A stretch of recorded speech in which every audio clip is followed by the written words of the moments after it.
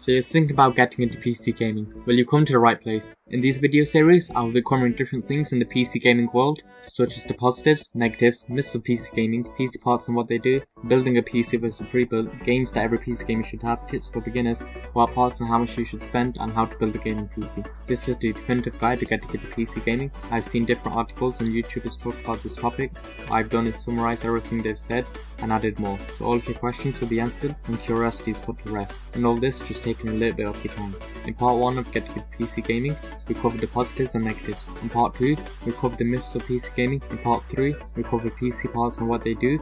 And in part 4, we discussed building a PC versus pre-built. In part 5, we went over the top 10 games that every PC gamer should have, and in today's episode we will be going over some key tips that every PC gamer should know and follow. The first tip is, turn off mouse acceleration. Turning this off will give you raw mouse input and improve your accuracy 10,000%. And I'm not kidding, it will make a huge difference.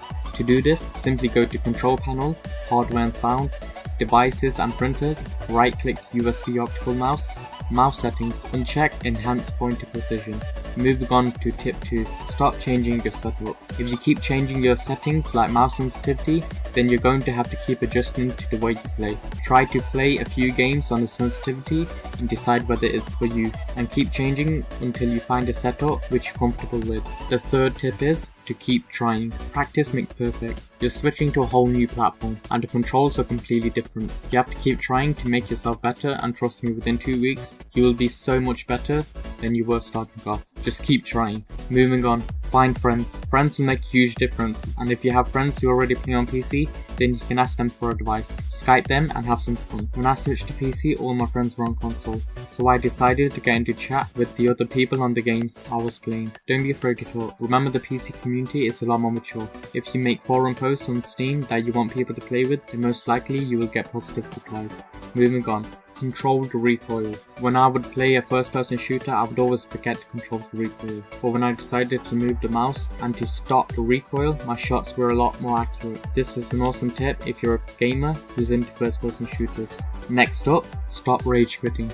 Possibly the most important tip of all. When you make the switch, you're going to want to punch your monitor, but don't do that. Instead, if you feel like quitting a game, just keep going and you'll be getting better. Instead of thinking how you want to smash your monitor, instead think how you can improve your game, and in due time you'll become a pro at it. So that's it for part 6, key tips when getting into PC gaming. I've gone over some great tips that you should put into practice. Be sure to let me know which tips or advice you would have for people who are new to PC gaming. If you have a question on your mind about PC gaming, then be sure to comment. In part 7 of Get Good to PC Gaming, we'll be discussing which parts you should get and how much you should spend. If you can't wait for part 7, then I've already done a full blog post on it, and you can read everything I'll be covering there. Just go to techacademy.com/ispcgaming for you, or check the link in the description below. And to be notified of my latest upload, then subscribe and hit the bell icon. For all things anime and gaming, go to techacademy.com.